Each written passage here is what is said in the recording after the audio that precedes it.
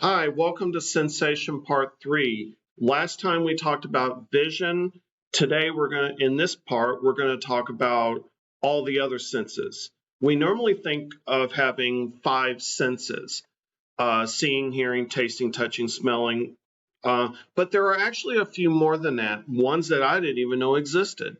So you do need to know this vestibular sense. Imagine blindfolding yourself and spinning yourself around. Or imagine being thrown into the back of a trunk of a car and you can tell still that when you're turning, you can still tell you're turning. You could tell if you're upside down. Imagine being on a roller coaster in the dark. You know, there's one at Six Flags where you're inside. Without your vestibular sense, none of that would happen. Okay? This is your sense of body rotation, movement, and gravitation. And without your vestibular sense, rides at Six Flags would not be any fun. Okay? However, your vestibular sense also leads you to motion sickness and seasickness. So how do we get this vestibular sense? Well, there's actually a part of your ear where you get this. Let me show you. So there are actually these sacs inside your ear. You've got these ones on the bottom. You don't need to have these memorized. But these sacs actually help you to know bouncing up and down. And then, now this I have seen on the test, semicircular canals. And inside there is fluid, and you have these like little hairs inside, and these crystals inside the hairs. I don't really totally get it, but actually it talks about it here. But what happens is that you have semicircular canals in the inner ear, and the movement of fluid in the canals stimulates hair cells. That's how you know you're spinning. And that's the semicircular canals. Now, gravitation, up and down movement, that comes from the sacs. Now, I don't think you need to know about this. I mean, it hasn't been on the test. But the point is that inside your ears are these semicircular canals that allow you to know rotation, spinning, things like that. So even if you're blindfolded, you know if you're upside down or not based on this stuff. Now, this is also where you get seasickness. It's also where you enjoy the up and down movement of roller coasters and things like that. Okay? That's it. That's called your vestibular sense, and it's inside your ears based on semicircular canals. And I do believe that vertigo, this sense of spinning all the time, does come from this area of our ear, of our inner ear. Vertigo is this messed up feeling of always feeling like you're spinning around. Okay? That's it. That's all I've got on vestibular sense. Okay? Now, let's stay in the ears, but let's get away from vestibular sense. Okay? Hearing is also called audition. Think audio, auditory. Auditorium comes from going somewhere and hearing stuff. All right. I don't like teaching this stuff because it's so biological, but it really doesn't matter what I like. I've seen this on the test, and I will show you the questions that I have. But you need to know about the physics of sound waves and even light waves if you really want to know everything. So here's the deal with sound. Now, if you're in band, you know all this. Okay, I was in band, so to me, this comes natural. So when you have waves, like let's say you pick up a big instrument, you know instinctively that bigger instruments produce bigger sound waves. Okay, so like the bottom wave. The bigger the horn, the longer the wavelength. The smaller the horn, the shorter the wavelength. But the bigger the instrument, the bigger the wavelength.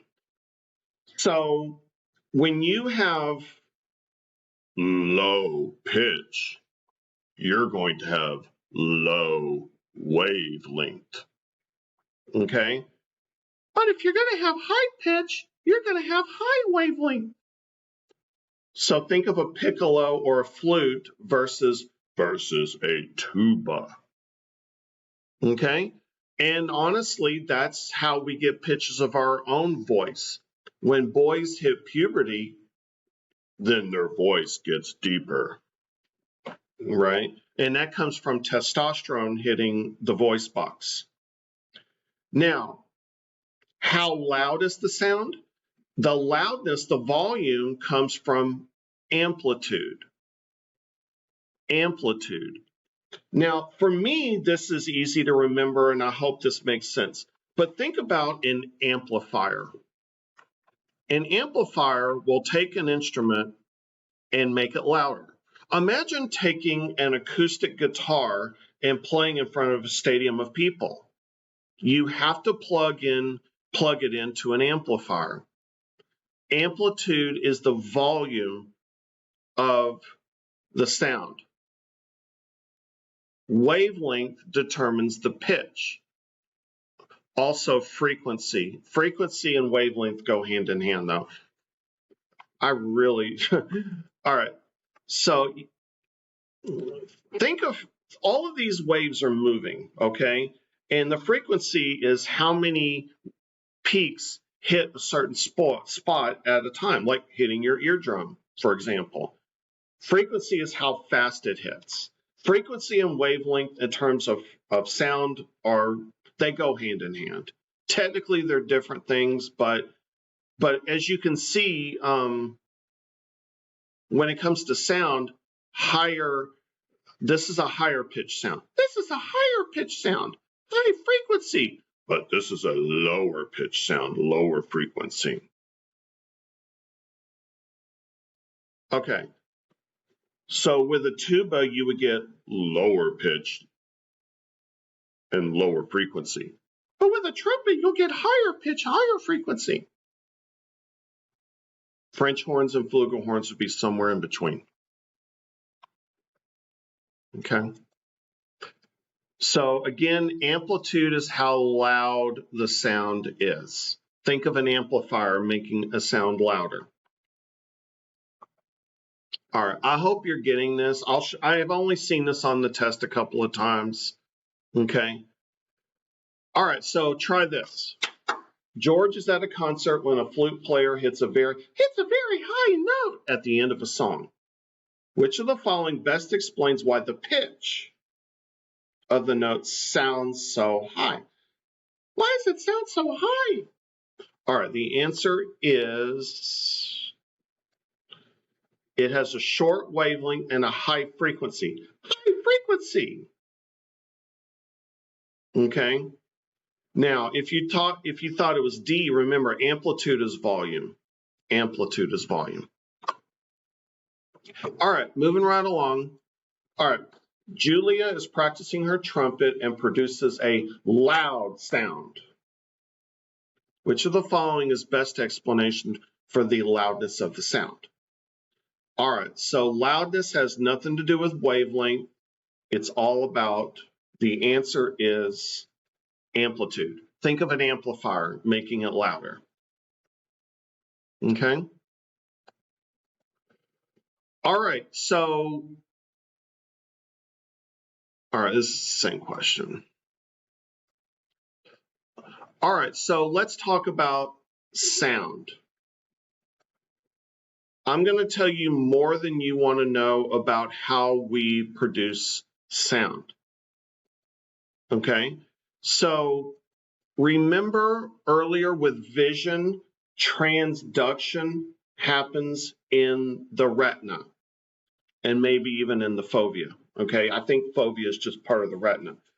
That's where transduction happens. When it comes to sound, it happens in what's called the cochlea. Don't write this down. I'll give you something to write down in a second. All right, so let's talk about how sound works. So vibrations and waves in the air, because you have to have air in order to have sound. That's why you cannot hear anything in outer space. Okay, you can only hear stuff when there's air. Okay, and so vibrations happen in the air, and then your ear flap gathers the sound. The vibrations go into the ear canal, then it hits your eardrum. So your eardrum vibrates.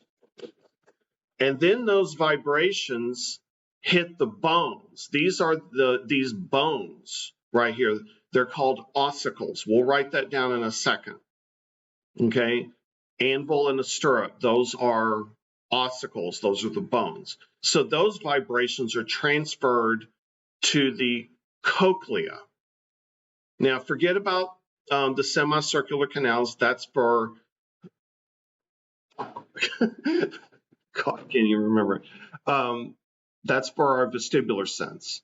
But for hearing sound, in the cochlea, you actually have like these hairs inside the cochlea that vibrate. And then those vibrations are sent to the auditory nerve and then are sent to the part of your brain that deals with sound. And those parts of the brain are just above your ears. It's called the temporal lobe. Okay? All right. So you need to know what are the ossicles. Ossicles are the bones of the inner ear. And that's a lot of detail that you don't need to know unless you are going to medical school. Okay? But I've seen the word ossicles before once on the test, but those are the bones of the inner ear. Okay? Now, you need to write this down. What is the cochlea? The cochlea kind of looks like a French horn or a snail, and there are hair cells inside the cochlea. And there are different theories as to how the cochlea works. We're not absolutely certain. Just like there are theories of color perception, there are theories as to why we perceive sounds. But we know that there are hairs that vibrate inside the cochlea. And one theory is that when the big hairs vibrate, you hear deeper sounds. And if the smaller hair vibrates, you hear higher pitched sounds. That's the theory. That's one of the theories as far as how we perceive sound. But you need to know that it happens in the cochlea.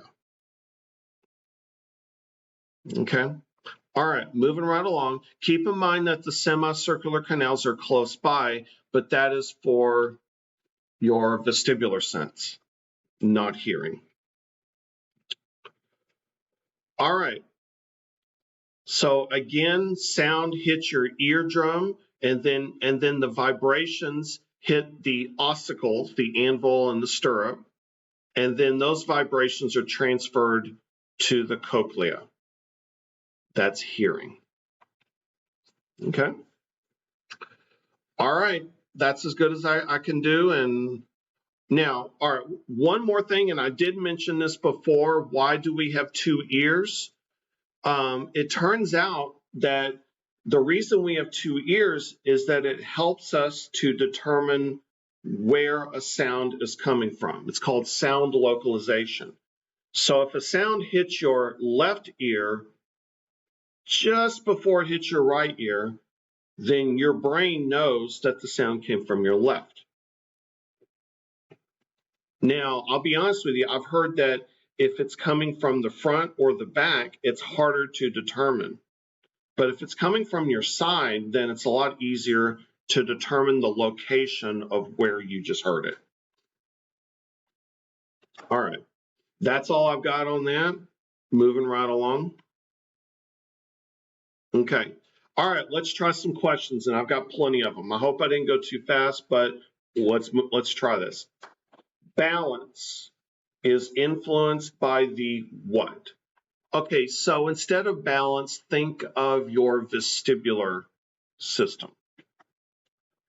The answer is semicircular canals. So think vestibular sense. If you said cochlea, that's hearing. Okay. All right, moving right along.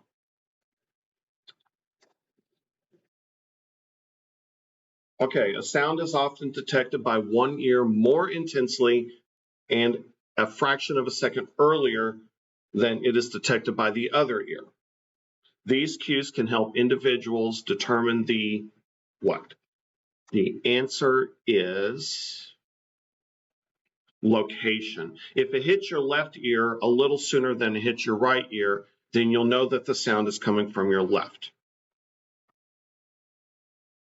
All right. All right. So the pitch of a sound has to do with wavelength. So low wavelength is low pitch. High wavelength is high pitch. But with light, low wavelength and high wavelength deals with color. And what is another word for color? Hue.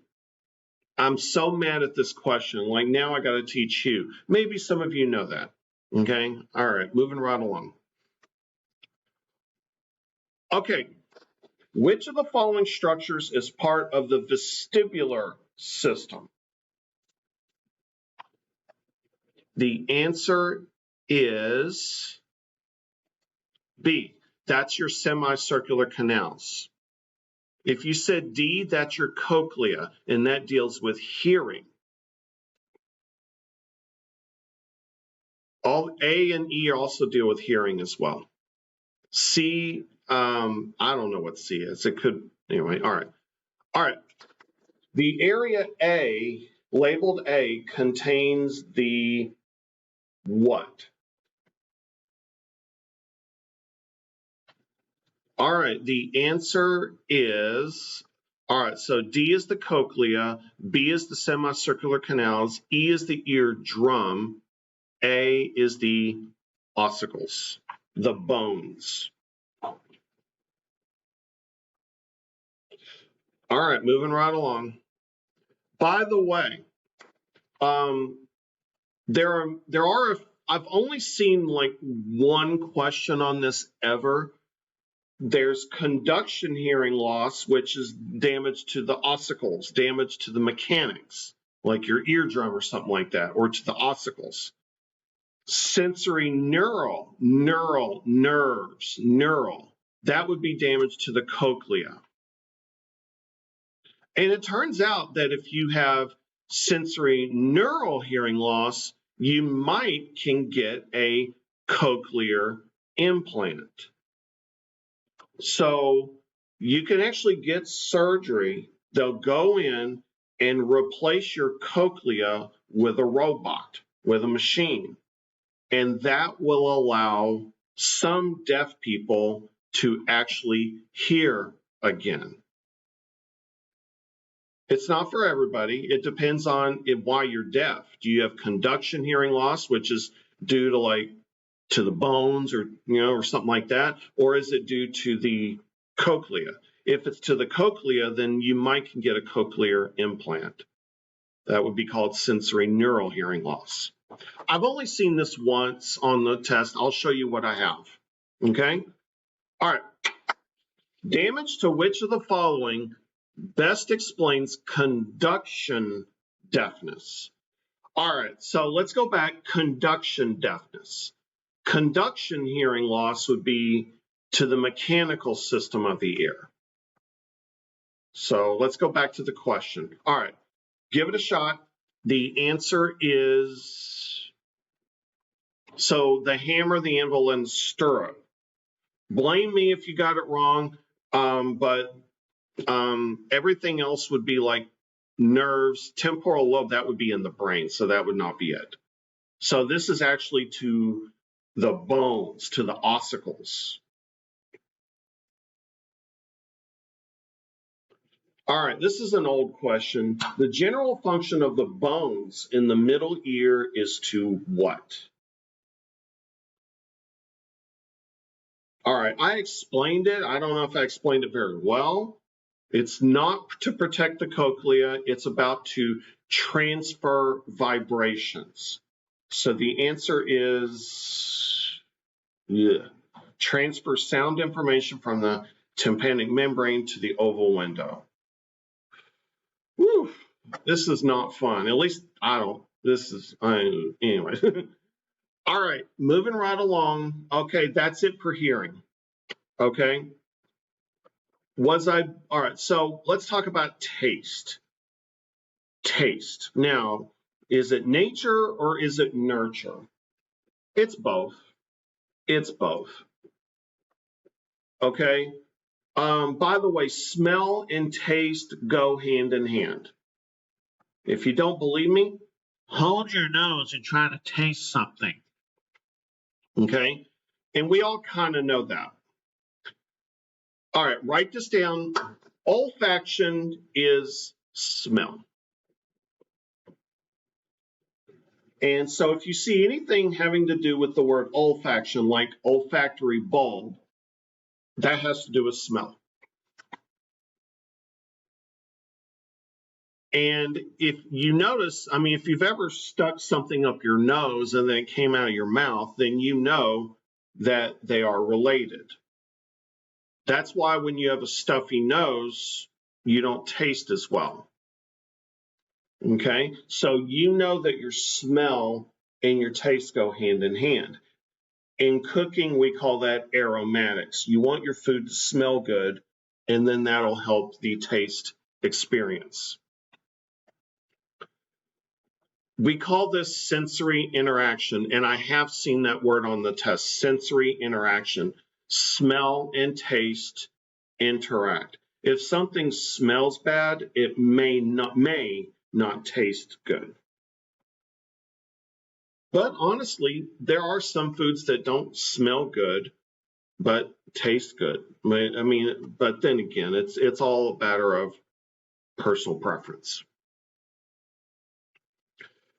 All right, so we're talking about taste.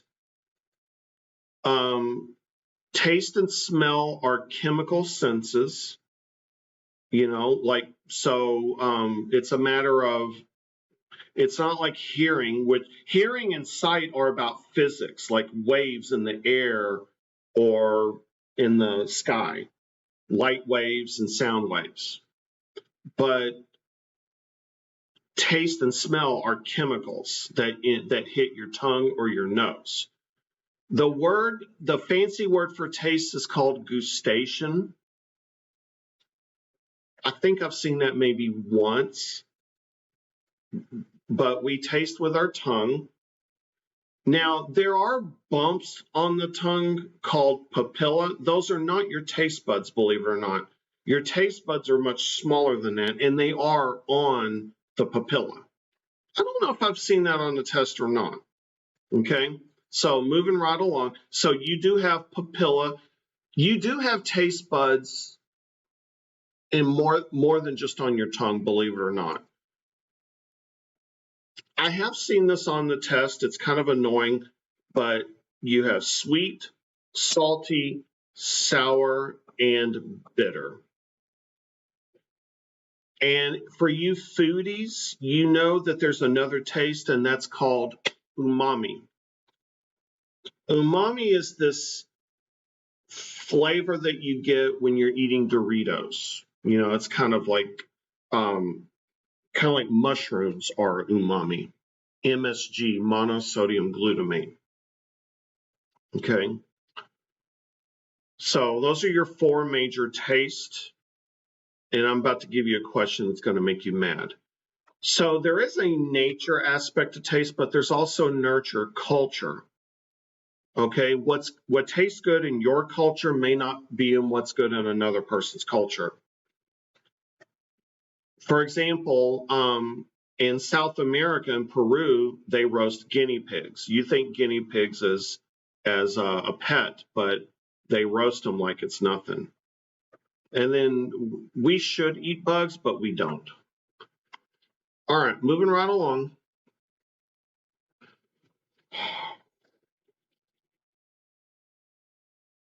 All right, so check this out. So 1-year-old Joey turns away in disgust if a bitter substance is placed on his tongue.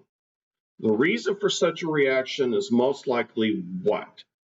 So remember, I was talking about nature versus nurture. Give this question a shot. But the answer is A. The reason things taste bad is because of a nature. It's to protect us. If something smells bad or tastes bad, it's probably your body's way of saying you shouldn't be eating it. Now, there are exceptions, obviously.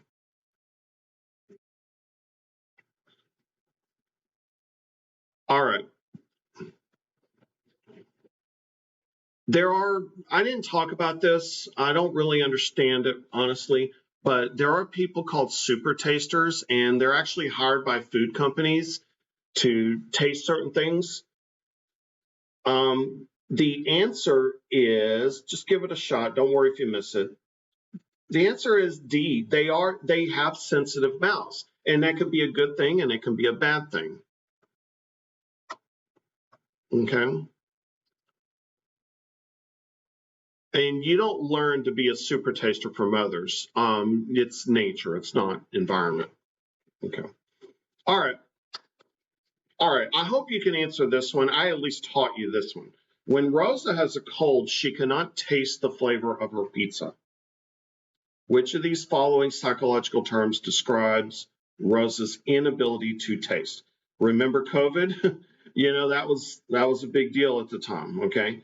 All right. The answer is sensory interaction. Okay, when you have a stuffy nose, you're not going to be able to taste as well. All right, y'all aren't ready for that. But apparently, your sense of smell does drop as you get older. When people get older, they like blander food. Okay, and that's why old people don't want to eat anything interesting. Okay. Olfaction is smell. I think we already wrote that down. Yeah, we already wrote that down. Olfaction is processed in the frontal lobe. This is the back of the brain. This is the front of the brain. And so it's really weird, but smell goes directly to the frontal lobe. Who has a better sense of smell? Women do have a better sense of smell. So another way to phrase that is women have a lower absolute threshold for smell.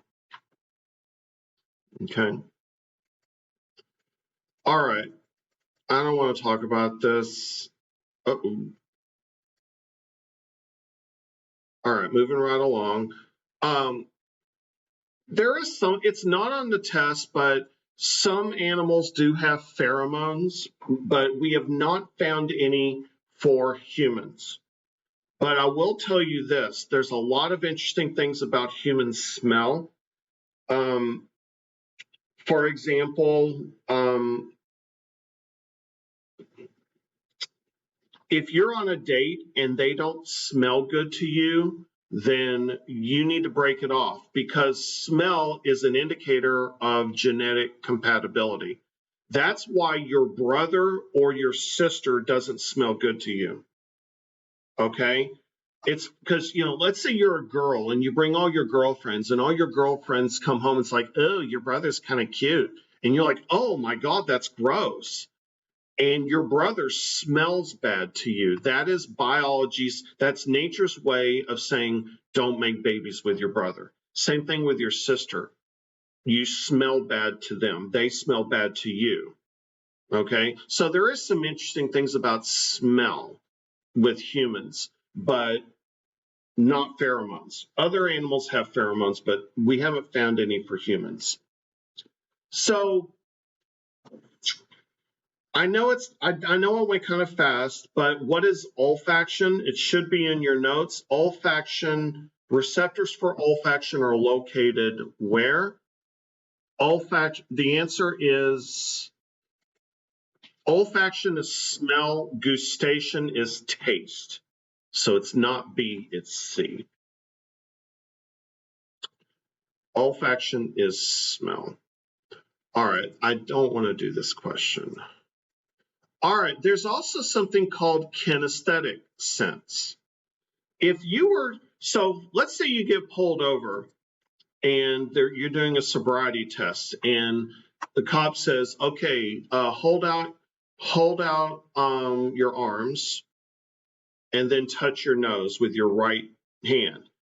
And you can do that unless you've been drinking a lot, because alcohol affects your kinesthetic sense. So if I were to say, close your eyes and touch your left knee, you could do that. That's your kinesthetic sense. Okay. Moving right along. Okay. That's all I got. I've seen that question. I've seen that once on the AP exam ever. And then gate control theory of pain. I've seen this once on the AP exam. It turns out that it's very hard to sense pain in two places at once. I'll tell you a true story. I hit my right toe on something and it hurt incredibly. It was so bad. Oh my God, it was so bad. It was so much pain. So what did I do? I slapped my left arm really hard and it took the pain away from my toe. It turns out that it's like, imagine getting shot in two different places on your body. Are you going to feel twice as much pain? No, because your brain has this your nervous system has this weird ability to open and shut these gates of pain. Okay, that's really all I know about it. I don't totally understand. I think I understand gate control theory of pain enough to answer the question on it. All right, moving right along. So check this one out. Carlos fell off his scooter in bed. I'll let you read it yourself. The answer is gate control theory of pain. Okay. And that's it. I did have one question on kinesthetic, but it didn't make it. That is it. Thank you very much. That's it for sensation. By the way, that's it.